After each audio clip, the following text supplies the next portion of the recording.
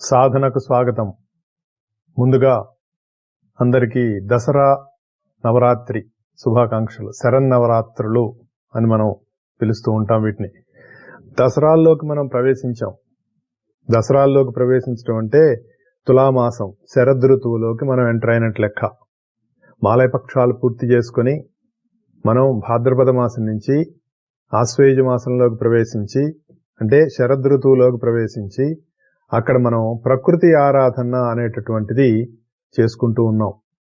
ఈ నవరాత్రులు అనేటటువంటిది చాలా విశిష్టమైనటువంటి పండగ మనకి భారతదేశంలో. సనాతన సాంప్రదాయంలో నవరాత్రులు ఇప్పుడు మనం శరద్ ఋతువులో ఎలా చేసుకుంటామో వసంత ఋతువులో వసంత నవరాత్రులు అని కూడా మనకు చేస్తారు. అది ఎప్పుడంటే సూర్యుడు మేషరాశిలోకి ప్రవేశించినప్పుడు, అప్పుడు మనకి వసంత నవరాత్రులు, వసంత మాసం, వసంతకాలం వచ్చినప్పుడు, వసంత ఋతువు ప్రారంభమైనప్పుడు మనం చేసుకుంటాం. దానికి కరెక్ట్ గా ఆపోజిట్ గా ఉండేటటువంటిది శరద్ ఋతువు.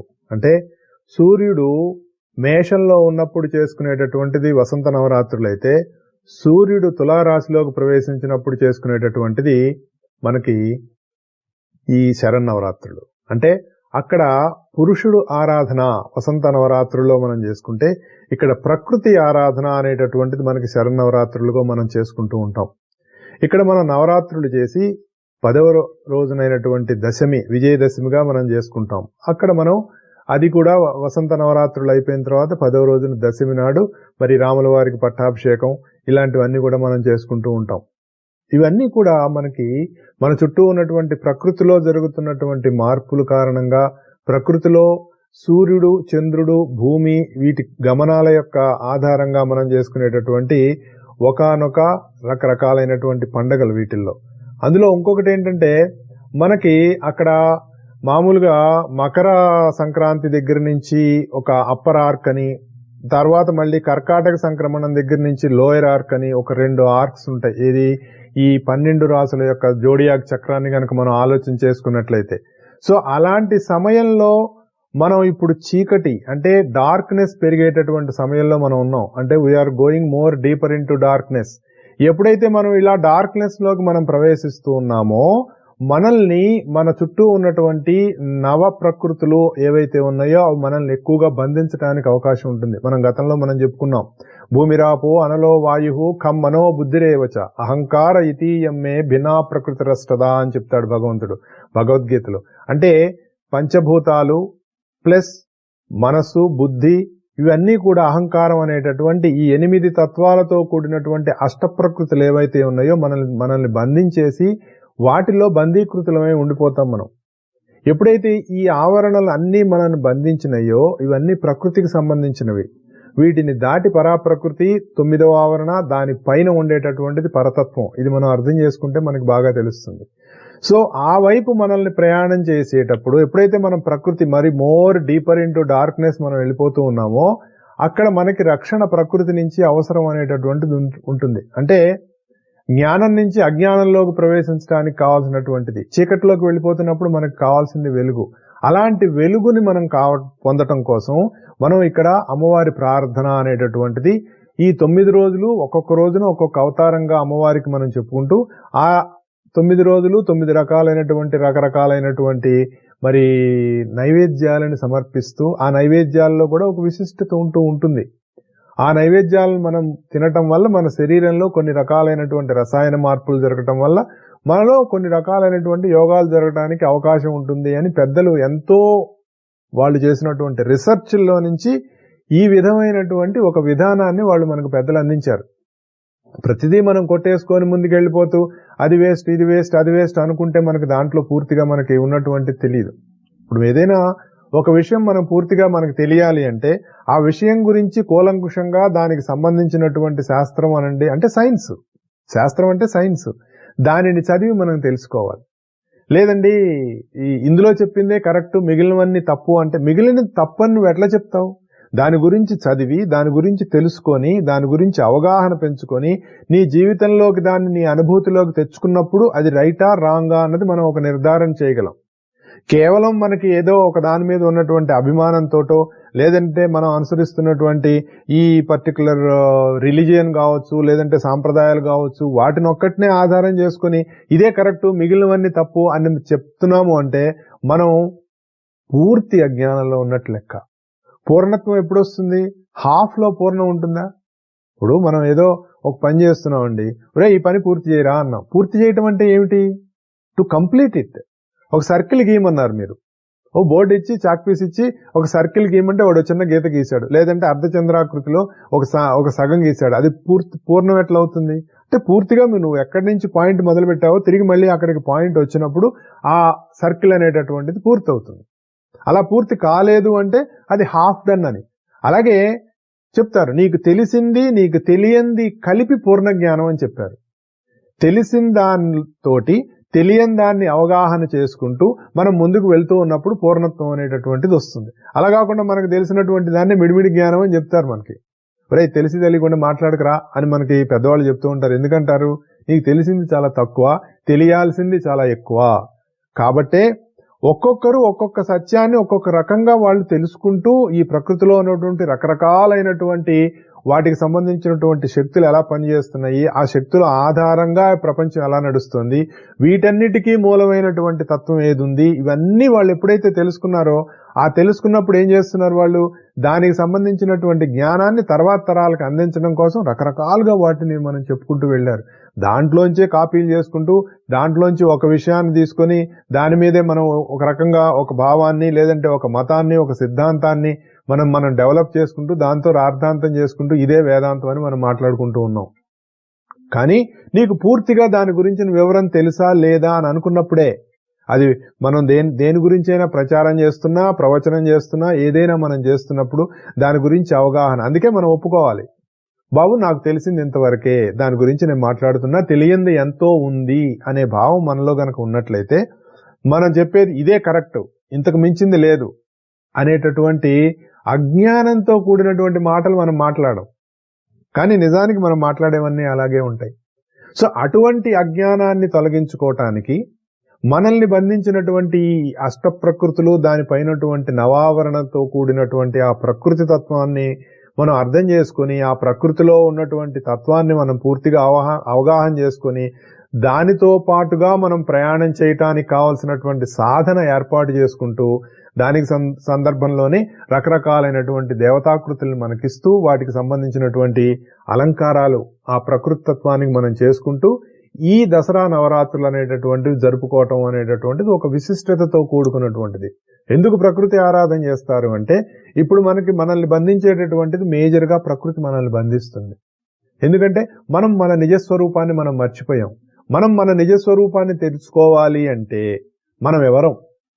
రమణ మహర్షి గారు చెప్పినట్లు నేనెవరో అప్ప ఆలోచించమని చెప్తారు ఆయన. నేనెవరు, నువ్వెవరు? ప్రపంచంలో ఎవరినైనా అడగండి, హూ ఆర్ యూ అని అంటే నేను ఫలానా అని చెప్పుకుంటూ తనకున్న ఐడెంటిఫికేషన్ చెప్తాడు. కానీ no one express who is really who. తెలియదు కదా. మన గోలంతా దాని గురించే కదా. మనం భగవంతుని తెలుసుకోవాలి. ఈ ప్రపంచంలో భగవంతుడు అంటే ఉన్నదాన్ని మనం పూర్తిగా అర్థం చేసుకోవాలి. ఒకటి గుర్తుపెట్టుకోండి, ఇంతవరకు భగవంతుడు అనేటటువంటి దాన్ని నువ్వు తెలుసుకోవటానికి నువ్వు ప్రయత్నం చెయ్యి అని ఎవరూ చెప్పలా. నిన్ను నువ్వు తెలుసుకోమని చెప్పారు. ఆ మార్గంలోనే ఎప్పుడైతే నిన్ను నువ్వు తెలుసుకుంటావో, నువ్వు ఎలా ఈ శరీరం అంతా వ్యాపించి ఉన్నావో, ఈ శరీరం అనేటటువంటి ఒక యంత్రంలో నువ్వు కూర్చొని నీ మనసు నీ ఇంద్రియాలు బుద్ధి చిత్తం నేనున్నాననేటటువంటి భావం, మరి నీలో జరిగేటటువంటి శ్వాస ప్రాణప్రసారం రక్త ప్రసారం తిన్నది అరిగించుకునేటటువంటి జీర్ణశక్తి వినపట్టం కనపట్టం చూడటం మాట్లాడటం ఇన్ని రకాలైన ఫ్యాకల్టీస్తో మన శరీరం పనిచేస్తోంది కదా. వీటన్నిటికీ ఎలక్ట్రిక్ స్విచ్ ఎక్కడుంది? వీటన్నిటినీ నడిపిస్తున్న విద్యుత్ శక్తి ఎక్కడుంది?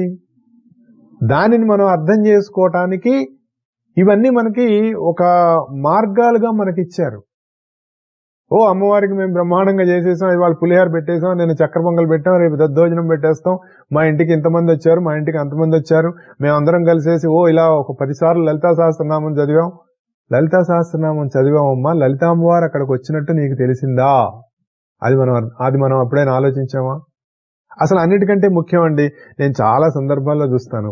నిన్న పవన్ కళ్యాణ్ గారు మాట్లాడుతూ కూడా ఒక మాట అంటారు, అల్లా అనగానే ముస్లిమ్స్ అందరూ సైలెంట్ అయిపోతారు, గోవిందా అని మనం పిలిచినా కూడా మాట్లాడుతూనే ఉన్నాము, ఎవరు క్రమశిక్షణ కలిగిన వాళ్ళు అనేటటువంటి విషయం ఆయన ప్రస్తావించినప్పుడు నిజమే కదా అనిపించింది. దేవాలయాలకు వెళ్తాం, పూజలకు వెళ్తాం, హోమాలకు వెళ్తాం, ఇళ్లలో ఎవరైనా ఏదైనా మేము ఒక భజన చేసుకుంటున్నామనో లేకపోతే మేము ఒక పూజ చేసుకుంటున్నామనో సత్యనామతం చేసుకుంటున్నామనో అని పిలిస్తే అక్కడికి వెళ్ళి కూర్చొని కూడా మనం మాట్లాడుకుంటూ ఉంటాం. అక్కడ భగవంతుడు అనేటటువంటి ఒకానొక సర్వాంతర్యామి అయినటువంటి తత్వాన్ని మనం ఆవాహన చేశాము, అక్కడ కూర్చోబెట్టాము. మనం ఏదైతే ఒక విగ్రహం పెట్టామో, లేదంటే ఒక చిత్రపటం పెట్టాము, లేదంటే ఒక కలశం పెట్టాము, ఆ కలశంలోకి మంత్రాల ద్వారా శబ్దాల ద్వారా ఈ సృష్టి అంతా వ్యాపించి ఉన్నటువంటి ఒకానొక ఫ్రీక్వెన్సీ రిలేటెడ్ ఒక తత్వం. మొన్ననే ఒక ఆయన అన్నారు, God is not entity, is a frequency అని చెప్పాడు ఆయన. ఎంత బాగా చెప్పాడో, నాకు చాలా ఆశ్చర్యం వేసింది. భగవంతుడు అంటే ఇట్ ఇస్ ఫ్రీక్వెన్సీ. ఫ్రీక్వెన్సీని తెలుగులో ఏమంటారో నాకు అంత తెలీదు. తరంగ దైర్ఘ్యమా ఏముంటో మరి, నాకు maybe wrong, I don't know. It's a waived related thing అన్నారు. ఒక ఆయన చాలా బాగా చెప్పాడండి, అది నేను సేవ్ కూడా చేసుకున్నాను. అదేంటంటే ఇప్పుడు మనం దాన్ని ఏమంటారు, ఒక రేడియో స్టేషన్ ఉంది. ఒక రేడియో స్టేషన్ నుంచి మల్టిపుల్ ఫ్రీక్వెన్సీస్ తో ట్రాన్స్మిషన్ జరుగుతూ ఉంటుంది. నీ రేడియో సెట్ లో ఆ పర్టికులర్ ఫ్రీక్వెన్సీని నువ్వు ఎప్పుడైతే మ్యాచ్ చేసుకున్నావో ఆ ప్రసారం నీ రేడియోలో వస్తుంది. అలాగే టీవీలో ఒకే కేబుల్లో మిలియన్స్ ఆఫ్ ఛానల్స్ వస్తున్నాయి అనుకోండి, each channel has its own frequency. అట్లాగే ఆయన ఏం చెప్తాడంటే, only one source of frequency transmitting point నుంచి మల్టిపుల్ ఫ్రీక్వెన్సీస్ తోటి ట్రాన్స్మిషన్ అనేటటువంటిది జరుగుతూ ఉంది. అక్కడి నుంచి డిఫరెంట్ ఫ్రీక్వెన్సీస్ వస్తున్నాయి. Every human being has his own frequency, he is receiving that frequency. దాన్ని బట్టి వీడు ఆ ట్రాన్స్మిషన్ నుంచి వచ్చేదాన్ని వీడు లోపలికి వాడు దాన్ని తీసుకొని దాన్ని అనలైజ్ చేసుకొని బయటకు ఎక్స్ప్రెస్ చేస్తున్నాడు అని చెప్తే చాలా ఆశ్చర్యం వేసింది. ఇందులో ఎంతవరకు సత్యం ఉంది అనే భావన కలిగింది. దాన్ని మనం భగవద్గీతలో చెప్పుకునేటటువంటి విషయాన్ని ఎలా అన్వయించుకోవచ్చు అనే ఒక ఆలోచన కలిగింది. ఈ ఆలోచనలన్నీ చేసినప్పుడు నాకు అనిపించింది, భగవంతుడు ఇందులో భగవద్గీతలో చెప్తున్నాడు, అంతటా నేనే ఉన్నాను అని చెప్తున్నాడు. నీలో నాలో అంతటా నేనే ఉన్నాను, ఉన్నది నేనే అని చెప్తున్నాడు. అంటే ఒకే సోర్స్ నుంచి, ఒకే సోర్సు ఇన్ని ప్రాణుల్లో పనిచేస్తూ ఉన్నప్పుడు అన్ని ప్రాణుల్లో ఉన్నటువంటి ఒకే చైతన్యం ఎలా అయితే పనిచేస్తుందో, దీన్ని అతను చెప్పినటువంటి అతను హీఈస్ నాట్ ఎవరో ఒక దాన్ని ఏమంటారు, మన భగవద్గీత చదువుకోనో లేకపోతే మన భారతం రామాయణాలు చదువుకోనో బైబిల్ చదువుకోనో ఖురాన్ చదువుకోనో చెప్పిన అతను కాదండి. హీఈస్ వన్ ఆఫ్ ద సైంటిస్టులు ఈ ఫ్రీక్వెన్సీనండి, లేదంటే ఈ యూనివర్సల్ ఒక పర్టికులర్ ఎనర్జీని ఎలా అర్థం చేసుకోవడానికి వాళ్ళు రకరకాలుగా ప్రయత్నాలు చేస్తున్నారు. ఎందుకు ప్రయత్నాలు చేస్తున్నారు? అసలు అది ఏమిటి, ఇది యూనివర్స్ ఎలా నడుస్తోంది, ఇంత ఈక్విలిబ్రియం ఎక్కడి నుంచి వస్తోంది, ఇంత హార్మోనీ ఎక్కడి నుంచి వస్తోంది? ఈ సృష్టిలో ఉన్నటువంటి ప్లానెట్స్ అన్నిట్లో కూడా ఒక రకమైన రిథమ్ ఉంది, హార్మోనీ ఉంది, ఈక్విలిబ్రియం ఉంది. ఇంత సృష్టిలో ఇంత హార్మోనీ ఈక్విలిబ్రియం ఉన్నప్పుడు మనలో ఎందుకు ఈ డిస్టర్బెన్సెస్ వస్తున్నాయి అనేదాన్ని దే ఆర్ స్టడీయింగ్. ఎక్కడి నుంచి వస్తుంది అది? అందులో భాగంగానే ఆయన చెప్పాడు, we are all different frequency vibrations తోటి మనం ఎప్పుడు కూడా వైబ్రేట్ అవుతూ ఉంటాము ఈ నేచర్లో. మనందరికీ వచ్చేటటువంటి ట్రాన్స్మిటింగ్ సెంటర్ ఏదైతే ఉందో అది ఒకటే. ఈ భూమి మీద ఎన్ని ప్రాణులు ఉన్నాయో అన్ని రకాల ఫ్రీక్వెన్సీస్ మనకి ఆ సోర్స్ నుంచి వస్తున్నాయి. దాని రిలేటెడ్ థింగ్ మనం రిసీవ్ చేసుకుంటున్నాం అని చెప్పినప్పుడు చాలా ఆశ్చర్యం వేసింది. I'm amazed. నిజమేనేమో అనిపించింది. ఇంకా దాని గురించి నేను I'm thinking and I'm doing some research my self. అప్పుడు మనకు తెలుస్తుంది. ఆ ఫ్రీక్వెన్సీ మనం రిసీవ్ చేసినప్పుడు మన టీవీ అనండి, మనం టీవీలమే, అలాగే మన రేడియోలం కూడా. మన కళ్ళు కనపడుతున్నాయి అనుకోండి, వీఆర్ టీవీ. అంటే you have a vision and also audio video అన్నీ ఉన్నట్టు. సపోజ్ మన కళ్ళు కనపడవు అనుకోండి, ఓన్లీ ఆడియో ఉంటుంది. ఒక చీకట్లో ఉన్నామండి, కటిక చీకటి, ఎక్కడికో వెళ్తున్నాం, వెలుతురు లేదు. అప్పుడు మనకి లైట్ ఏంటి? అటువంటి పరిస్థితుల్లో మనకి లైట్ ఏంటంటే సౌండ్ ఈజ్ లైట్. హే ఎక్కడున్నావురా అనగానే నేను ఇక్కడ ఉన్నాను అనగానే వాడు ఏ డైరెక్షన్ లో ఉన్నాడో మనకు తెలుస్తుంది కదా. So sound is light. Sound light ఎలా ఉంటుందంటే చీకట్లో సౌండ్ లైట్ అవుతుంది. ఇవన్నీ మనకి ఎప్పుడు తెలుస్తాయంటే మనం ఆలోచన చేసినప్పుడు తెలుస్తాయి. ఇవన్నీ కూడా ప్రకృతితోటి రిలేట్ అయి ఉంటాయి. అంటే ఈ భావాలన్నీ మనం చేసుకుంటూ ముందుకు వెళ్తూ ఉన్నప్పుడు మన మహర్షులు ఎంత అబ్జర్వ్ చేసి, వాళ్ళు ఎంత తపస్సు చేసి, మళ్ళీ తపస్సు అనగానే మతం పెట్టకండి. తపస్సు అంటే దాని గురించినటువంటి తపన. ఒక విషయం తెలిసినప్పుడు దాని గురించి అంతర్మథనం చేస్తూ ప్రకృతిని అబ్జర్వ్ చేసుకుంటూ ప్రకృతిలో ఉన్నటువంటి విషయాలు వాళ్ళకి ఒక్కొక్కటి అవగాహన అవుతున్నప్పుడు ఇది ఇలా ఉంటుంది అని మనకు తెలిసినప్పుడు దానిలో ఉన్నటువంటి అడ్వాంటేజెస్ డిసడ్వాంటేజెస్ రెండింటినీ కూడా గమనించి మనల్ని అడ్వాంటేజెస్, మనకి ప్రయోజనకరమైనటువంటి వాటి వైపు మనల్ని నడిపించడం కోసం ఏర్పాటు చేసినటువంటి రకరకాలైనటువంటి పండుగల్లో భాగంగానే మనకి ఎన్నో పండుగలు ఇచ్చారు.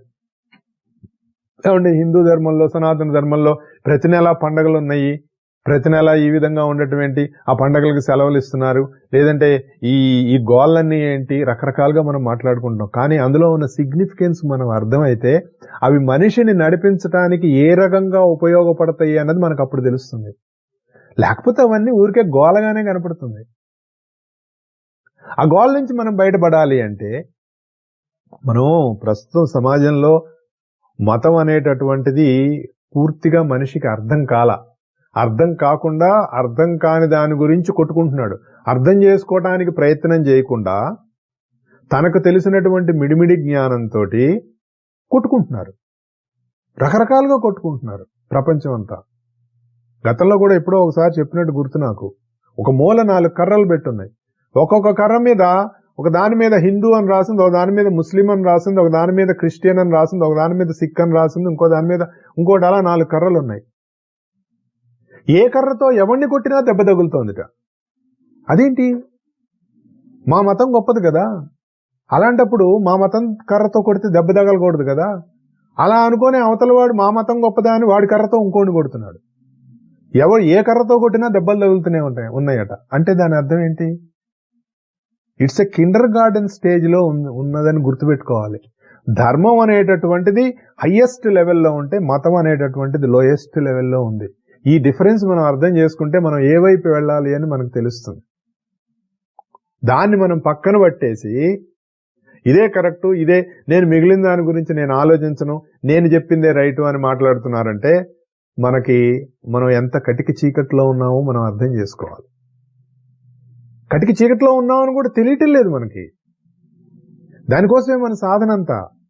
ఇంత సాధన మనం ఎందుకు చేస్తున్నామంటే ముందు ముఖ్యంగా ఫస్ట్ వెరీ థింగ్ మనం అర్థం చేసుకోవాల్సింది, మనం ఒక కటిక చీకట్లో ఉన్నాము. ఈ చీకట్లో నుంచి మనం బయటపడాలి. దానికి సంబంధించినటువంటి వెలుగే నీలో నాలో అంతటా ఉన్నటువంటి నేను అనేటటువంటి వెలుగు. ఆ నేనే మనలో బుద్ధిగా పనిచేస్తుంది. ఆ బుద్ధే మనకు వెలుగై మన మనస్సుగా పనిచేస్తుంది. ఆ మనస్సే మన పంచేంద్రియాల ద్వారా బయటకు వచ్చి ప్రపంచాన్ని చూస్తూ ఆహాహా ఇది నాదే, అది నాదే, అది నాదే, అది నాదే అనేటటువంటి విషయాలలో పడిపోయి నేను అనేటటువంటి విషయాన్ని మర్చిపోయింది. అది తనెవరో దాన్ని మర్చిపోయింది. తను మిగిలిన వాటితోటి ఐడెంటిఫై అయిపోతూ ఉంది. కానీ తను మర్చిపోయింది. అలా తాను మర్చిపోయిన దాన్ని గుర్తు చేసేటటువంటిది మనకి సనాతన ధర్మంలో భగవద్గీత. ఆ భగవద్గీత మనం ఎలా గుర్తు చేస్తుందంటే స్ట్రైట్ గా గుర్తు చేస్తుంది. వంకర టింకర్ లేని లేవు సార్. ఇక్కడ మనం గుర్తుపెట్టుకోవాలి, there is no curved lines, only straight line. సూటిగా తీసుకెళ్తుంది నిన్ను. నువ్వు ఏది తెలుసుకో. సాధారణంగా మనకు ఎలా ఉంటుందండి, మనల్ని మనం ఎలా గుర్తిస్తాం చెప్పండి? మనం అనుకునేవి ఒక్కసారి మనం ఆలోచిస్తే మనకు తెలుస్తుంది. మనం ఎప్పుడు దేన్ని భావిస్తామో మనకు అది సత్యం. భయపడుతున్నాం అనుకోండి, భయమే సత్యం. భయపడుతున్న వాడి దగ్గరికి వెళ్ళి భయం అంటూ ఏమీ లేదురా అని ఒక పెద్ద ఫిలాసఫీ, దానికి సంబంధించినటువంటి కొటేషన్స్, కోట్స్ భగవద్గీతలో ఉన్నవి, బైబిల్లో ఉన్నవి, ఖురాన్లో ఉన్నవి, మరి ఇతర మతాల్లో ఉన్నవి, సైంటిస్టులు చెప్పినవి, డాక్టర్స్ చెప్పినవి, ఇలా రకరకాల కోట్స్ అన్ని వాడి ముందు పెట్టేసి చూసావా భయం అనేది ఏం లేదు అని అన్నాం అనుకోండి, వాడు భయపడటం మానేస్తాడా? మానేయడు. ఎందుకంటే వాడికి అప్పటికి ఆ భయం సత్యం. అట్లాగే ఓ పీడకలు వచ్చింది, పీడకల్లో ఉన్నవాడికి పీడకల్లోంచి బయటకు వచ్చిన వాడు భయపడతాడుగా, కల్లో ఉన్నప్పుడు వాడు భయపడతాడుగా, బయటకు వచ్చిన తర్వాత కూడా ఇంకా భయం ఉంటుంది, దాంట్లోంచి బయటికి రారు. అప్పటికది వాడి సత్యం. అలాగే సంతోషంగా ఉన్నవాడికి రేయ్ అతిగా సంతోషపడకూడదు రోయ్, దానివల్ల ప్రమాదాలు ఉంటాయి రోయ్. మనకి చెప్తారు కదా, అతిగా నవ్వకూడదు, అతిగా ఏడవకూడదు, ఇలా రకరకాలుగా చెప్తారు. ఏమండి, బాధ కలిగినప్పుడు అతిగా ఏడవద్దని వాడికి చెప్తే దవడబాలు కొడతాడు. సంతోషంగా ఉన్నప్పుడు అతిగా సంతోషంగా ఉండొద్దురా అంటే దట్స్ ఎ నేచర్. సంతోషపడటం అనేటటువంటిది ఒక తత్వం. కాబట్టి నువ్వు అలా పడకూడదు, ఇలా పడకూడదు, అది ఇది అన్నావు అనుకోండి, వాడికి ఎట్లా నచ్చుతుంది? నచ్చదుగా. వాడున్నది అప్పటికది సత్యం. నిరంతరం సంతోషంగా ఉన్నవాడికి నిరంతరత్వమే సంతోషం, అదే సత్యం. ఎప్పుడు ఏ భావంతో ఉంటాడో వాడికి అది అప్పుడు సత్యం అండి. ఎవడైతే నిరంతరం అంటే ఆల్వేస్ వాడికి వాడుగా ఉంటాడో వాడు శాశ్వతుడై శాశ్వత సత్యంతో ఉంటాడు అని గుర్తుపెట్టుకోవాలి. కష్టపడితే గాని కొంతమంది అంటారు, ఏమిటో సార్ ఇంత సంపాదిస్తున్నాం, ఇంత చేస్తున్నాం, ఎందుకండి? సుఖంగా ఉండటానికి కదా, కానీ అది ఎక్కడుందో తెలియదని మాట్లాడతారు. అది ఎక్కడో ప్రపంచంలో ఉంది అనుకొని మనం దానికోసం డబ్బులు సంపాదించుకుంటూ సుఖం కోసం వెతుకుతూ వెతుకుతూ వెతుకుతూ దొరక్క చచ్చిపోతున్నాం. చిచి ఈ ప్రపంచంలో సుఖం లేదండి అని ఒక స్టేట్మెంట్ రాసేసి వెళ్ళిపోతున్నాడు. నీ జేబులోనే ఉన్నటువంటి ఆ ఏదైతే నువ్వు అనుకుంటున్నావో అది నీ జేబులోనే ఉంది. నీ జేబు తప్ప మిగిలిన వాళ్ళందరి జేబులు వెతుకుతున్నావు, ప్రపంచం అంతా వెతుకుతున్నావు, కానీ అది నీ దగ్గరే ఉంది. అందుకే ఎవరో ఒకసారి ఇలా చెప్పంగా నేను విన్నాను, ఈ సుఖము లేదనుకుని నువ్వు అనుకునే సంతోషము ఇవన్నీ ఎక్కడో లేవు, నీ మనసులోనే పెట్టి కుట్టేశారట. ఎందుకు అక్కడే పెట్టి కుట్టేశారు అంటే వీడు అక్కడ తప్ప అన్ని చోట్ల వెతుకుతాడు అని. అలా వెతికి వెతికి వెతికి చివరికి ఇక్కడికే వస్తాడు. ఏమిటో ఇన్ని వెతికాను, మా ఇల్లు వెతకలేదని ఇంట్లో వెతుకుతాను చూడండి. కొన్ని వస్తువులు పోయినప్పుడు ఇల్లంతా వెతుకుతాం, కావాల్సినది దొరకదు, అసలు పాయింట్లో వెతకం. చివరికి వెళ్ళిన తర్వాత మనకి ఎక్కడో అదేంటి ఇక్కడ ఉందేంటి ఇల్లంతా వెతికినా దొరకలేదని ఎట్లా అనుకుంటామో, ఇది కూడా అంతే. ఇది మనం గుర్తుపెట్టుకోవాలి. మంత్రాలు, తంత్రాలు, పూజలు, అర్చనలు ఇవన్నీ చేసి దేవుణ్ణి దర్శించాలనుకుంటాం. అయితే ఇవన్నీ చేస్తే ఏమనుకుంటున్నాం మనం? ఇవే సత్యం కాబట్టి ఇదే దేవుడు అనుకుంటున్నాం. అసలు దేవుణ్ణి దర్శనం చేయటంలా. నువ్వు ఏదైతే మంత్రం చదివావో, ఏదైతే తంత్రం చేశావో, ఏదైతే యంత్రం అంటున్నావో, ఏదైతే హోమం పూజ అంటున్నావో, దేనికోసం చేస్తున్నావో దాన్నే చూస్తున్నావు గాని దానికి మూలమైనటువంటి దాన్ని చూడట్లేదు అని చెప్తోంది మనకి భగవద్గీత. డైరెక్ట్ అండి. మీకు అదేంటంటే ఇక దాన్ని ఏమంటారు, ముసుగులో గుద్దులాట్లే ఉండవు, పిన్ పాయింటెడ్ స్ట్రైట్ గా ఉంటుంది భగవద్గీత. కాకపోతే మనకి ఆ విధంగా చెప్పాలి, ఆ విధంగా మనల్ని తీసుకెళ్ళాలి. అప్పుడు తీసుకెళ్ళినప్పుడు మాత్రమే మనకు అది తెలుస్తుంది, లేకపోతే మనకు ఎలా తెలుస్తుంది? తెలియదు కదా. అలా మనకి తెలియ చెప్తూ ఉంటుంది అది. అంటే ఇన్ని మార్గాలు మనం ఇన్ని రకాలుగా మనం చేస్తున్నా కూడా మనం మళ్ళీ కర్మలు వాటి ఫలితాల్లోకి వెళ్ళిపోతున్నాం. కానీ వీటన్నిటికీ మూలం, వీటన్నిటికీ ద సోర్స్ ఉన్నటువంటి అంతర్యామి అనేటటువంటి ఒకానొక తత్వం ఆధారంగానే ఇవన్నీ నడుస్తున్నాయి అనే విషయాన్ని మనం మర్చిపోయాం. అందుకని ఏం చెప్తున్నాడు, ఒరే నువ్వు శరీరం వదిలిపెట్టేటప్పుడు కూడా నీ చుట్టూ ఉన్న వాళ్ళు, నీ ఫ్రెండ్స్, నీ రిలేటివ్స్, నువ్వు డబ్బు, నీ రోగం, నీ నొప్పి, ఇవి గురించే ఆలోచించుకుంటూ శరీరాన్ని వదిలిపెడుతున్నావు. కానీ వీటన్నిటికీ ఈ శరీరంలో నేను అనేటటువంటి ఒకడున్నాను, ఆ నేనే అసలైన నేను అనేటటువంటి భావనలో నువ్వు శరీరం వదిలిపెట్టట్లేదు అని మనకి భగవద్గీత క్లియర్ గా చెప్తుంది. మనకి సారీ సార్ అవన్నీ ఎట్ట కుదురుతాయి. మరి తీరా నేను వెళ్ళిపోయిన తర్వాత ఎవరో మా గురువు గారిని ఒక ఆయన ఒక క్వశ్చన్ వేసట. ఏమిటోనండి అంటే, ఆయన ఏదో సెకండ్ మ్యారేజ్ చేసుకున్నట్ట, మొదటి భార్య చనిపోవటంతో కొంచెం ఆ రెండో ఆవిడ యంగర్ దాన్ దిస్ ఫెలో అనమాట. ఆయనకు ఒక భయం అట. మా గురువు గారిని పిలిచి అడిగారట, ఏమండి ఒకవేళ నేను చనిపోతే మా ఆవిడ రెండో పెళ్లి చేసుకుంటుందేమోనని నాకు కొంచెం డౌట్ గా భయంగా ఉందండి అన్నట్టు. మా గురువు గారు తిట్టారట, నువ్వు పోయిన తర్వాత ఇంకా మీ ఆవిడేంటయ్యా, ఆవిడ నువ్వు భర్త అని అనుకోవాలి కానీ ఇంకా నీకు మీ ఆవిడేంటి అన్నట్ట. అప్పుడు ఆయన బుర్రగొక్కొని నిజమేనండి అన్నట్ట. అంటే మన ఆలోచనలు ఎలా తలకిందులుగా ఉంటాయో ఇది ఒక ఎగ్జాంపుల్ అనమాట. ఇలా మన జీవితంలో చూసుకుంటే మనకు ఎన్నో తెలుస్తాయండి. కాబట్టి మనం ఏం చేస్తున్నాము, మనకి అనేక రకాలైనటువంటి అభిప్రాయాలు మనకు వస్తూ ఉంటాయి, అంతే కదా. ఎన్ని రకాల అభిప్రాయాలు. ఒకసారి నిద్ర లేచిన దగ్గర నుంచి తిరిగి మళ్ళీ నిద్రలోకి జారుకునేంత వరకు మనం మన మనసులో కలిగేటటువంటి ప్రతి ఒక్క ఆలోచన గనక మనం ఒక పేపర్ మీద రాయగలిగితే, రాసేసి అయిపోయింది అని కింద గీత కొట్టి 2 చుక్కలు పెట్టేసి ఒకసారి ఏం కలిగింది అని మనకు పొద్దునుంచి గనక నిజంగా హోల్ హార్టెడ్ గా హానెస్ట్ గా గనక మనకు రాసుకుంటే, అది మంచి చెడు అన్ని ఏదైనా సరే అది చదువుకుంటే మనకే భయం వేస్తుంది. ఏమిటి ఇలాంటి ఆలోచనలు నాకు కలిగినాయా అని. అదృష్టవశాత్తు మనకు గుర్తుండవు కాబట్టి మనం అలా బతికిపోయాం. పైగా ఇన్ని ఆలోచనలు కలుగుతుంటే దేవుడిని మనం ఎలా పూజ చేస్తామండి, ఏమిటోనండి పూజలో కూర్చున్నా కూడా రకరకాలైనటువంటి ఆలోచనలు వస్తాయి. మరి పలాని మంత్రం చేస్తే ఆలోచన రాకుండా ఉండాలి కదా, పలాని ఇది చేస్తే రాకుండా ఉండాలి కదా అని మనం మాట్లాడుకుంటూ ఉంటాం. విఘ్నాలు పోవటానికి ఒక మంత్రం, డబ్బు రావటానికి ఒక మంత్రం, నీ మనశ్శాంతికి ఒక మంత్రం, నీ ఇంటి చుట్టూ పాములు తిరగకుండా ఉండాలంటే మంత్రం, తేలు గుట్టకుండా ఉండాలంటే మంత్రం. ఇది జాగ్రత్తలు తీసుకుంటే సరిపోతుందండి. నువ్వు చేయవలసింది చేస్తూ నువ్వు ముందుకు వెళ్తూ ఉండి నువ్వు జాగ్రత్తగా ఉంటే అన్ని నడుస్తాయి. భగవద్గీత ఏం చెప్తుందో తెలుసా వీటికి? భగవద్గీత అని ఎందుకు చెప్తున్నానంటే మనం భగవద్గీతలోంచి విషయాలు తీసుకొని మాట్లాడుకుంటున్నాం కాబట్టి. కానీ ఇది మనిషికి సంబంధించింది. ఒక మనిషి ఏం చేయాలి? పోనీ మనం భగవద్గీత అనే పదం తీసేసాం అనుకో, ఒక మనిషి ఏం చేయాలి ఇలాంటి పరిస్థితుల్లో? అయితే నీ మనసులో ఇలాంటిది ఏదైనా కలిగినప్పుడు మనస్సును గురించి కాక ఆ మనస్సుకు మూలమైనటువంటి తత్వం వైపు నువ్వు దాన్ని నీ ఆలోచనను మరలించాలి.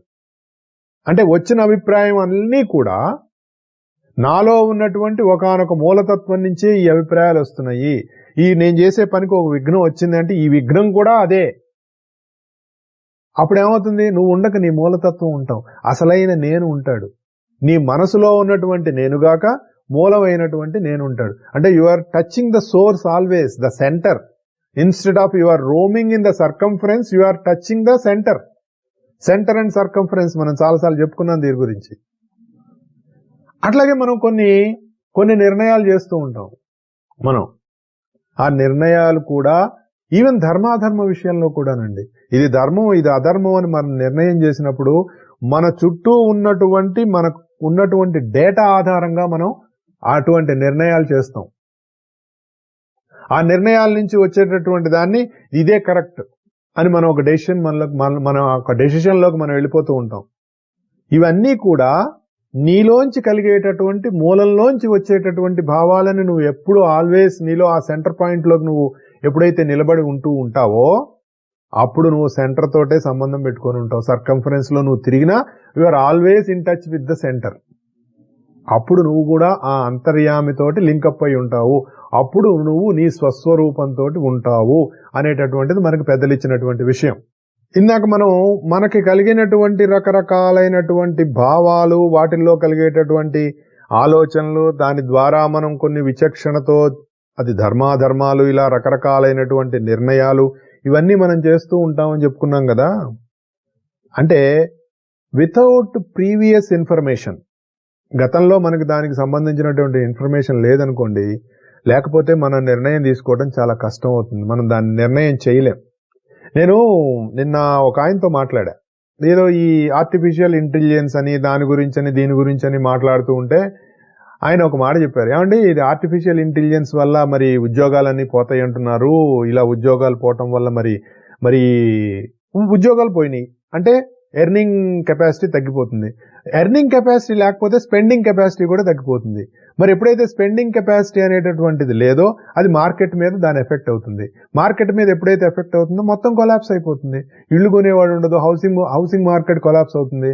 మరి నువ్వు ఎంత పెద్ద కంపెనీ పెట్టినా, నువ్వు ఎన్ని రకరకాల ప్రొడక్ట్స్ చేసినా కూడా ఆ ప్రొడక్ట్స్ కొనేవాడు ఉండడు. అలా కొనని వాడు మరి ప్రొడక్ట్స్ కూడా వేస్ట్ అయిపోతాయి. ఏం చేస్తారు? నువ్వు ఎంత డెవలప్ చేసినా కూడా, లేదంటే ఎన్ని ప్రొడక్ట్స్ వాటిని నువ్వు ఉత్పత్తి చేసినా కూడా వాటిని కన్జ్యూమింగ్ ఎప్పుడైతే లేదో లాస్ వస్తుంది. ఇలా సొసైటీలో వస్తుంది కదా. అంటే ఆయన ఒక మాట చెప్పారు ఏంటంటే, ఏమంటే ఎంత ఆర్టిఫిషియల్ ఇంటెలిజెన్స్ అయినా కూడా హ్యూమన్ ఇంటర్వెన్షన్ లేకుండా, హ్యూమన్ యాక్టివిటీ లేకుండా మొత్తం దానంతట అది నడిచిపోతుంది అనేటటువంటిది మాత్రం కరెక్ట్ కాదు. కంపల్సరీగా హ్యూమన్ ఇంటర్వెన్షన్ అనేటటువంటిది అవసరం అవుతుంది. హ్యూమన్ తోటే కలిసి, అంటే artificial intelligence with human interaction నీకు కావాల్సిన రిజల్ట్స్ కోసం నువ్వు పనిచేయడం అనేటటువంటిది జరుగుతుంది. కాబట్టి కాకపోతే 10 మంది ఉండే చోట ఇప్పటి వరకు మేబీ అయితే 6 5 తోటే సరిపోతుంది. ఎందుకంటే మిగిలిన వాళ్ళ వర్క్ ఏఐ అనేటటువంటి జరుగుతుంది. ప్లస్ ఇంకొకటి ఏంటంటే ఈ ఏఐలోంచి వచ్చేటటువంటిది, ఇప్పుడు మీరు ఏదో ఒక డాక్యుమెంట్ ఉంది, ఆ డాక్యుమెంట్ ని మీరు ఏఐలోకి ఫీడ్ చేసి కొన్ని క్వశ్చన్లు వేస్తే మీకు దాంట్లోంచి కావాల్సిన సమ్మరీ ఇవన్నీ మీకు బయటకు వస్తాయి. ఈ బయటకు వచ్చేటటువంటి విషయాన్ని అది ఎలా డిసైడ్ చేస్తుంది అనేటటువంటిది ఆ ఆర్టిఫిషియల్ ఇంటెలిజెన్స్ కి నువ్వు ఫీడ్ చేసే ఇన్ఫర్మేషన్ బట్టి ఉంటుంది. అయితే మీరు ఒక డాక్యుమెంట్ ఫీడ్ చేసి దాంట్లో మీరు ఏదైనా సమ్మరీ కానీ దానికి సంబంధించిన క్వశ్చన్స్ వేసినప్పుడు అది మీకు కేవలం మీ డాక్యుమెంట్ మీద ఆధారపడి మాత్రమే అది డెసిషన్ ఇవ్వట్లేదు. ఆల్రెడీ ఎనార్మస్ అయినటువంటి డేటా, ప్రపంచంలో ఉన్నటువంటి డేటా అంతా దాంట్లో లోడ్ అయి ఉంటుంది. దాని నుంచి బేస్ చేసుకొని దాన్ని కలిపి దానికి మీకు ఒక డెసిషన్ కానీ, ఒక డెసిషన్ మేకింగ్ కానీ, లేదంటే మీకు ఇచ్చినటువంటి రిపోర్ట్ రిలేటెడ్ అనేటటువంటిది ఉంది. అది ఒక మైనస్ పాయింటే ఇప్పటి వరకు. దాన్ని కూడా ఓవర్కమ్ అవ్వాలి. ఎందుకంటే నువ్వు ఇచ్చిన డాక్యుమెంట్ మాత్రమే అది చూడట్లేదు, ఈ డేటా తోటి అనలైజ్ చేస్తోంది అని ఒక మాట చెప్పారు ఆయన. But it is true, absolutely true. ఎందుకంటే మనం కూడా ఏదైనా ఒక విషయాన్ని మనం ఆలోచన చేసి దాంట్లోంచి మనం ఒక డెసిషన్ తీసుకోవాలంటే దానికి సంబంధించినటువంటి పూర్తి వివరాలు మనకు లేకపోతే మనం ఆ డెసిషన్ తీసుకోలేం. ఏదైనా ఇది ధర్మం అది అధర్మం అని మనకు నిర్ణయం చేయాలి అంటే దానికి సంబంధించినటువంటి పూర్తి వివరాలు మనం తీసుకోవాలి. అప్పుడే మనం డెసిషన్ చేయగలం. ఈవెన్ కోర్టులలో కూడా, హైయెస్ట్ కోర్ట్ ఆఫ్ కంట్రీ అయినా కూడా ఏదైనా ఒక డెసిషన్ తీసుకోవాలంటే ప్రీవియస్ డేటా ఆధారంగానే వాళ్ళు డెసిషన్ తీసుకుంటారు. ఆ previous data and current data ఈ రెండింటిని మ్యాచ్ చేసుకుంటూ, మిక్స్ చేసుకుంటూ, అప్పుడు వాళ్ళల్లో ఉన్నటువంటి ఇంటెలిజెన్స్ ను ఉపయోగించి దాని నుంచి ధర్మాధర్మ విచక్షణ చేసి ఫైనల్ గా వాళ్ళు ఒక డెసిషన్ కి ఒక జడ్జిమెంట్ అనేటటువంటిది ఇవ్వటం జరుగుతూ ఉంటుంది. అయితే మనకి దీన్ని సాధనలో ఎలా ఉపయోగించుకోవచ్చు అని అంటే, ఈ డేటా అంతా మనం ఏర్పాటు చేసుకుందే. ఈ డేటా ఎక్కడి నుంచి వస్తుంది, ఈ డేటాను మనం ఎలా అనలైజ్ చేస్తున్నాం, దానికి ఉన్నటువంటి ఇంటెలిజెన్స్, దాని బ్యాక్గ్రౌండ్ ఏంటి, ఈ ప్రజెంట్ డేటా ఏంటి, వీటన్నిటిని అనలైజ్ చేసేటటువంటి నీలో ఉన్నటువంటి ఒకానొక శక్తి ఏంటి, ఆ డిస్క్రిమినేటివ్ విల్, బుద్ధి అనేటటువంటిది ఏదైతే ఉంటుందో అది కూడా మన ప్రజ్ఞ నుంచి వస్తున్నటువంటి ఒకానొక వెలుగే. నువ్వు ఆ ప్రజ్ఞా స్వరూపుడువై నీలోంచి వస్తున్నటువంటి ఆ వెలుగు ఆధారంగా నీతో ఉన్నటువంటి డేటాని తీసుకొని నువ్వు అనలైజ్ చేస్తున్నావు అని మనం అర్థం చేసుకుంటే మన సాధన కొంచెం మనకి ఈజీగా వెళుతుంది అని అనిపించింది నాకు. అప్పుడు మనకి ఇవన్నీ తెలుస్తాయి. లేకపోతే ఏం తెలుస్తాయి? ఏదో మనం కొట్టేసుకుంటూ ఉంటాం. లేదండి అది అంతే. ఎందుకంటే మనకి మన ఓన్ లైక్స్ అండ్ డిస్లైక్స్ ఉంటాయి. ఈ ఓన్ లైక్స్ అండ్ డిస్లైక్స్ ఆధారంగా మనం ఒక డెసిషన్ తీసుకున్నాం అనుకోండి, అది కంప్లీట్నెస్ ఎలా అవుతుంది? మనకున్న హాఫ్ నాలెడ్జ్ తో చేసినట్లేగా.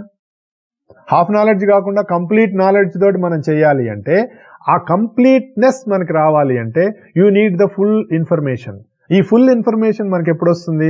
దాని మీద మనం అవగాహన పెంచుకొని దాంట్లోకి మనం బాగా లోతుల్లోకి వెళ్ళినప్పుడు మాత్రమే మనకు తెలుస్తుంది. ఒక దర్యాప్తు చేయాలంటే లోతుల్లోకి వెళ్ళి దర్యాప్తు చేయాలి కదండి. అదే కదా సుప్రీంకోర్టు కూడా నిన్న మనకి చెప్పింది. తిరుమల తిరుపతి లడ్డు వివాదం పైన మీరు ఒక లోతైన దర్యాప్తు చేసి మాకు ఇస్తే దాన్ని బట్టి మనం ఏంటి, తప్పు ఎవరిది, దోషులు ఎవరిదో మేము తెలుస్తాం అని అన్నారు. అంటే అలా లోతైనటువంటి అవగాహన మనం పెంచుకున్నప్పుడు అప్పుడు మనం చేసేటటువంటి నిర్ణయాలు దాని మీద ఉంటుంది. లేకపోతే ఏం చేస్తాం మనకున్నటువంటి ఈ బయట ప్రయోజనాలు ఏవైతే ఉన్నాయో దాని మీద ఆధారపడి మనం నిర్ణయం చేయటం వల్ల అది పూర్తి నిర్ణయం అవ్వదు. ఏదో మనలోంచి పనిచేస్తున్నటువంటి ఒకనొక హాఫ్ నాలెడ్జే అవుతుందన్నమాట. అయితే అట్లా కాకుండా మనలో ఉన్నటువంటి బుద్ధి, ఆ బుద్ధిలోకి వచ్చేటటువంటి వెలుగు మనంతా ఒక ఛానల్గా, ఇప్పుడు ఎలక్ట్రిసిటీ, వైర్లెస్ ఎలక్ట్రిసిటీ అన్నారు టెస్లా గారు. వైర్లెస్ ఎలక్ట్రిసిటీ, మనం వైర్లెస్ ఛార్జింగ్ కూడా చేస్తున్నాం. మన సెల్ ఫోన్స్ అంతా వైర్లెస్ ఛార్జింగ్ చేస్తున్నాం. ఇప్పుడు అంతా వైర్లెస్ అని వస్తుంది కదా. దానికంటే ముందు వైర్డ్ ఉండేది. ఆ వైర్డ్ లోకి ఇప్పటికీ కూడా ఇళ్లలో మనకి లైట్లన్నీ కూడా వైర్డ్ గానే వెలుగుతాయి. ఇంకా వైర్లెస్ లైట్స్ రాలేదు మనకి. వాటన్నిటికీ కూడా లైట్లు పెట్టుకుంటాం మనం. వైర్ అంటే వాటిల్లో విద్యుత్ శక్తి వెళ్ళాలి అంటే దానికి ఎక్కడ అబ్స్ట్రక్షన్ ఉండకూడదు. ఒక దాని ఏమంటారు, ఒక గొట్టంలోంచి నీళ్లు వెళ్ళాలనుకోండి, మధ్యలో అక్కడక్కడ క్లాగ్స్ ఉన్నాయి అనుకోండి, ఏం చేస్తాం, క్లియర్ చేసుకుంటాం. అట్లాగే మన బుద్ధి అనేటటువంటిది ఏదైతే ఉందో మనకి పైనుంచి వస్తున్నటువంటి ఒక వివేకంతో కూడిన, విచక్షణతో కూడినటువంటి విషయాన్ని, అంటే అక్కడ మనం ఏదైనా ఒక నిర్ణయం చేసేటప్పుడు బయాస్డ్ అనేటటువంటిది లేకుండా ఒక ప్యూర్ న్యూట్రల్ స్టేట్లో మనం ఎప్పుడైతే ఉంటామో, మనలోకి వస్తున్నటువంటి విషయాన్ని మనం అవగాహన చేసుకుంటామో, అప్పుడు ఏమవుతుంది, మనకి బయట దొరుకుతున్నటువంటి రకరకాల విషయాల నుంచి మనం కొంచెం పక్కకెళ్ళి ఒక న్యూట్రల్ స్టేట్లో ఉంటాం, పాజిటివ్ కానీ నెగిటివ్ కానీ కాకుండా. అప్పుడు మనం తీసుకునేటటువంటి ఒక నిర్ణయం ఏదైతే ఉంటుందో అది పూర్ణమైనటువంటి నిర్ణయం అవుతుంది. అప్పుడు ఏమవుతుంది, నువ్వు సేకరించిన డేటా, నీలోంచి వస్తున్నటువంటి న్యూట్రాలిటీ, నీలోంచి కలుగుతున్నటువంటి ఆలోచన, ఆ ఆలోచనలోంచి తీసుకునేటటువంటి నిర్ణయం అవన్నీ కూడా నీలోనే ఉంటాయి అని అప్పుడు తెలుస్తుంది. అవి నీలోనే ఉన్నాయి అనే భావన నీలోనే ఒక భాగాలై నువ్వు అందులో ఉంటాయి. ఇలా దీన్ని అభ్యాసం చేయటం కోసం మనం చేసేటటువంటి సాధన యోగాభ్యాసం అంటారు అని పెద్దలు చెప్తారు. అయితే అప్పుడు వీటన్నిట్లో ఉన్నది ఎవరు? అది ఆలోచన చేయాలిగా. మనమే ఉంటాం. అది అసలైన సత్యం. దాన్ని అటువైపు తీసుకెళ్తుంది మనకి. అప్పుడు మనలో కలిగేటటువంటి ఈ మనం తీసుకునే నిర్ణయం మన సంకల్పంలోంచో, మనం ప్రత్యేకంగా చేసేటటువంటి మన భావాల ఆధారంగా, మనకున్న డేటా ఆధారంగా, మన లైక్స్ డిస్లైక్స్ లేదంటే వీటన్నిటి ఆధారంగా కాకుండా అసలైనటువంటి ఒక నిర్ణయం ఒక న్యూట్రల్ స్టేట్లో జరుగుతుంది. అయితే ఇవన్నీ కూడా ఎక్కడి నుంచి వస్తున్నాయి? నీలోంచి బయటకు వస్తున్నాయి. నీలోంచి బయటకు వస్తున్నాయి కాబట్టి ఆ నేను అనేటటువంటి పరమ పురుషుడైనటువంటి వాడిని కవి అని పిలుస్తారు. మనకి అది భగవద్గీత చెప్తుంది. ఏమని చెప్తుంది ఇక్కడ? కవిం పురాణమనుశాసితార మనోరణీయాంస మనుస్మరేజ్య సర్వస్య దదాతారమచించ రూపం ఆదిత్యవర్ణం తమసపరస్తాత్ అని చెప్తుంది. కవిం అని చెప్తుంది. ఎందుకంటే అన్నిట్లో కవి అంటే ఒక ఆయన ఒక పుస్తకం రాశాడండి. పుస్తకం రాశాడంటే కవి అయి పుస్తకం రాశాడు. ఎలా రాశాడు? లోపల నుంచి వచ్చేదేగా ఆయనకి. అలాగే నీలోంచి వచ్చేటటువంటి రకరకాల న్యూట్రల్ స్టేట్లో వచ్చేటటువంటి నిర్ణయాలు ఏవైతే ఉంటాయో అవి పూర్ణమైనటువంటి నిర్ణయాలు. అవి నిజమైనటువంటి నేను అనేటటువంటి తత్వంలోంచి వస్తున్నాయి. అంటే మనం అనుకునేటటువంటి ఇంద్రియాలు, మనస్సు, బుద్ధి, చిత్తం, అహంకారం, మన చుట్టూ ఉండేటటువంటి ఇందా చెప్పుకున్న అష్టప్రకృతులు, వాటి చుట్టూ ఉన్న రకరకాలైనటువంటి లేయర్స్, ఇవన్నీ కూడా నేనులో పుట్టి నేనులో లయమవుతాయి. అంటే నేను పుట్టినప్పుడు ఇవన్నీ పుడుతున్నాయి, నేను వెళ్ళిపోయినప్పుడు అన్నీ వెళ్ళిపోతున్నాయి. అంతేగా. శరీరంలోంచి ఒకడు వెళ్ళిపోయాడండి, వాడు నన్ను కళ్ళు తెరవంటే తెరుస్తాడా? ఇది తిను అంటే తింటాడా? ఎందుకు? ఇవన్నీ చేసేవాడు లేడు అందులో. ఇవన్నీ ఎవడో ఉండి చేస్తున్నాడు, వాడు వెళ్ళిపోయాడు, అయిపోయింది, ప్లగ్ లాగేశారు. అంటే నీలోనే పుట్టి నీలోనే వెళుతూ ఉన్నాయి. అది మనకు తెలుస్తాయి. ఇలా ఎవడైతే ఉంటాడో వాడిని పురాణ పురుషుడు అంటారు. పురాణ పురుషుడు అంటే, పురాణుడు అంటే ముందు నుంచి ఉన్నవాడు. అంటే నీ బుద్ధి కంటే ముందున్నవాడు, నీ మనసు కంటే ముందున్నవాడు. మిగిలిన వాటన్నిటికీ కూడా ఒక టైం లిమిట్ ఉంటుంది. టైం లిమిట్ అయిపోతే స్విచ్ ఆఫ్ చేస్తారు. ఈ స్విచ్ ఆఫ్ చేయగానే బయటకు వెళ్ళిపోయేవాడు ఒకడున్నాడు, మళ్ళీ లోపలికి వచ్చేవాడు ఒకడున్నాడు. ఈ లోపలికి వెళ్ళి బయటకు వచ్చేవాడు ఎప్పుడైతే ఉన్నాడో వాడిని పురాణ పురుషుడు అంటారు. అయితే మరి ఎందుకండి ఈ బుద్ధి, మనసు ఇవన్నీ ఎందుకు వచ్చినాయంటే, నువ్వు ప్రపంచంతో ఇంటరాక్ట్ అవ్వటం కోసం. ఇదిగో మీరు నేను మాట్లాడుకోవటం కోసం, ఏదైనా విషయం రాగానే దాని మీద చర్చించుకోవడం కోసం. చర్చించుకున్నంతసేపు చర్చే ఉంటుంది కానీ ఆ చర్చకు మూలమైనటువంటిది ఉండట్లేదు. ఎందుకంటే మనం దాన్ని దాటిపోయాం, మర్చిపోయాం. అయితే ఇవన్నీ వాళ్ళలో పుట్టి వాళ్ళలోనే లయమవుతున్నాయి కాబట్టి దానికి సంకల్ప వికల్పాలు ఉండవు. అది పుట్టినప్పుడే ఉంటాయి, పుట్టినప్పుడు ఉండవు. కాబట్టి దీన్ని శాసించేవాడుగా ఉన్నాడు అని చెప్తారు. అణోరణీయాం అంటాడు. అణువు కంటే అణువు. అణువు అంటే మామూలుగా అణువు అంటే ఏంటంటే ద స్మాలెస్ట్ పార్టికల్. ఇంకా చిన్నదంటే పరమాణువు అని చెప్తారు. దాంట్లో ఏమున్నాయి? న్యూట్రాను, ప్రోటాను, ఎలక్ట్రాను ఉంటాయి. అంతే కదా. ప్రోటాన్ అంటే పాజిటివ్ ఛార్జీ, ఎలక్ట్రాన్ అంటే నెగిటివ్ ఛార్జీ, న్యూట్రాన్ అంటే న్యూట్రల్. ఈ ఎలక్ట్రాన్ న్యూట్రల్ చుట్టూ తిరుగుతూ ఉంటుంది. సరే, న్యూట్రాన్ దాంట్లో ఒక పాజిటివ్ ఛార్జ్ ఉంటుంది. అంటే పాజిటివ్ ఛార్జ్ చుట్టూ నెగిటివ్ ఛార్జ్ తిరుగుతూ ఉంటుంది. ఈ నెగిటివ్ ఛార్జ్ని ఫీమేల్ ప్రిన్సిపల్ అంటారు, స్త్రీతత్వం. పాజిటివ్ ఛార్జ్నే పురుషతత్వం అంటారు, ధర్మం. యాక్చువల్గా అక్కడ మనం ధర్మం అని మాట్లాడు. ఇది ప్రకృతిలో ఉంటుంది, ప్రతి అణువులో ఉంటుంది. ఒక న్యూట్రల్. ఈ మూడింటిని మనం ఆలోచిస్తే ఇవే సత్వ రజస్తమో గుణాలు. రజస్సు విపరీతమైనటువంటి రజస్సు అంటే స్పీడ్, తమస్సు అట్లుంటుంది, ఒకటి న్యూట్రల్ గా ఉంటుంది. ఈ తత్వాన్ని మనం అర్థం చేసుకుంటే అణువు నుంచి పరమాణువు దగ్గర నుంచి మనం పరమాత్మ దాకా అనుకుందాం. ఫర్ ఎగ్జాంపుల్ అన్నిట్లోనూ అదే ఉంది ఆ తత్వం. ఈ తత్వం మనకు తెలిసినప్పుడు దాని రహస్యం బోధపడుతుంది. అణువు కంటే అణువు అని చెప్తారు. అణువు కంటే అణువు అంటే మనకి భాగవతంలో సుఖబ్రహ్మ ఒక స్తోత్రం చేస్తాడు. పరీక్షిత్తు మహారాజుకి ఈ భాగవతాన్ని బోధించడానికి ముందు ఏ తత్వం అయితే జగత్తంతా నిండి ఉందో నామ రూపరహితమైనటువంటి ఒకానొక తత్వాన్ని ఆయన స్తోత్రం చేస్తాడు. అందులో ఒక శ్లోకం ఉంటుంది. అణువో కాక కడున్ మహావిభువుండో యశ్చిన్నుడో చిన్నుడో గుణియో నిర్గుణుడో యటంచు విబుదుల్ గుంటీభవతత్వ మార్గణులై ఏ విభు పాదపద్మ భజనోత్కర్షంబులం తత్వ వీక్షణం చేసేదరట్టి విష్ణు పరమున్ సర్వాత్మ సేవించదన్ అన్నాడు. ఇదేం సార్ విష్ణు అన్నారు కదండి, మీరు ఏ తత్వమో తెలియకుండా మీరు ఎలా అన్నారండి? విష్ణు అంటే సర్వవ్యాపి, అంతటా వ్యాపించి ఉండేటటువంటి తత్వాన్ని విష్ణువు అంటారు.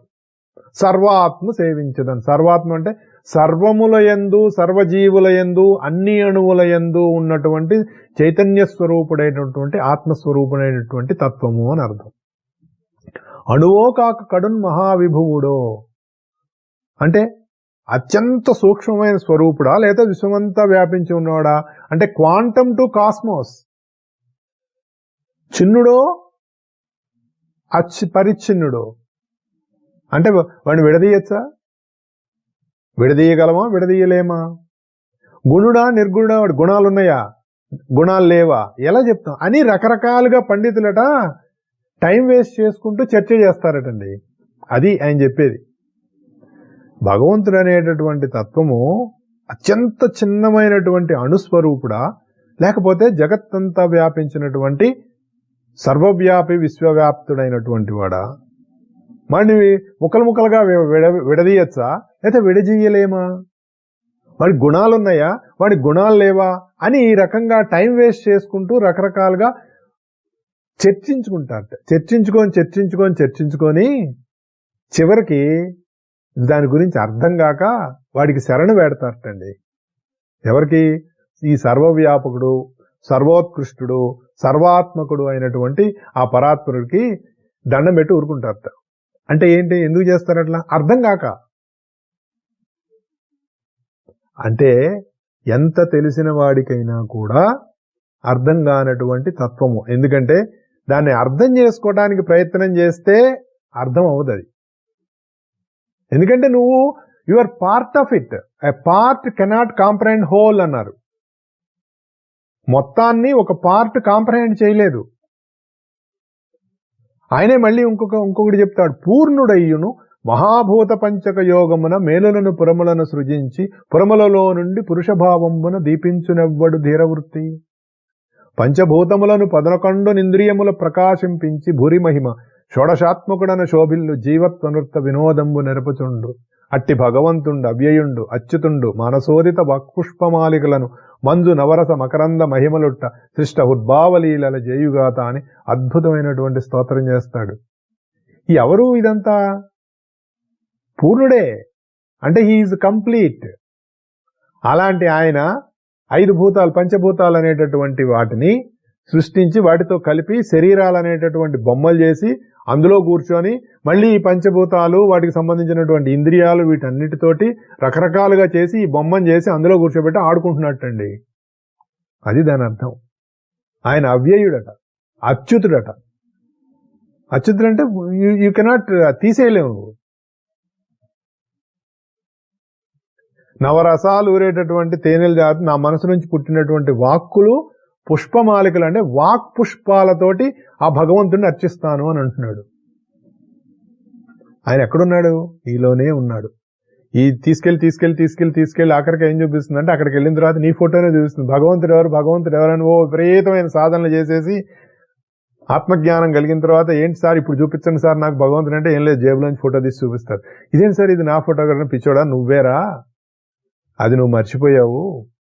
ఇప్పుడు నువ్వు పరిపూర్ణమైనటువంటి ఆత్మజ్ఞానం పొందావు కాబట్టి ఇదిగో ఇదే అని. అంటే నీ ఫ్రీక్వెన్సీ నీకు తెలిసింది.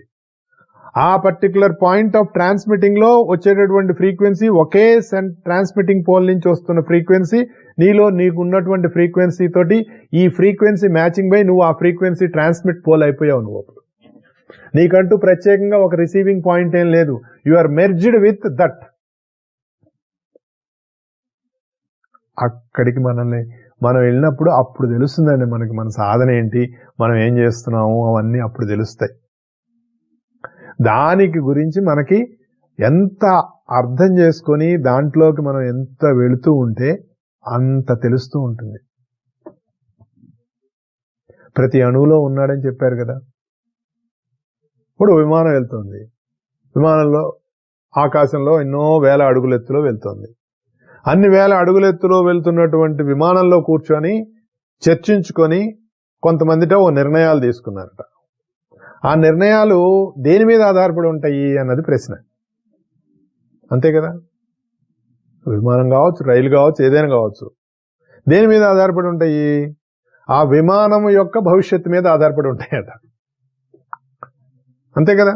నీ సొంత నిర్ణయం నీ మీద ఆధారపడి ఉండవు, విమానం భవిష్యత్తు మీద ఆధారపడి ఉంటాయి. అట్లాగే ఆ విమానంలో ఉన్నటువంటి ప్రయాణికులందరూ ఉన్నారు.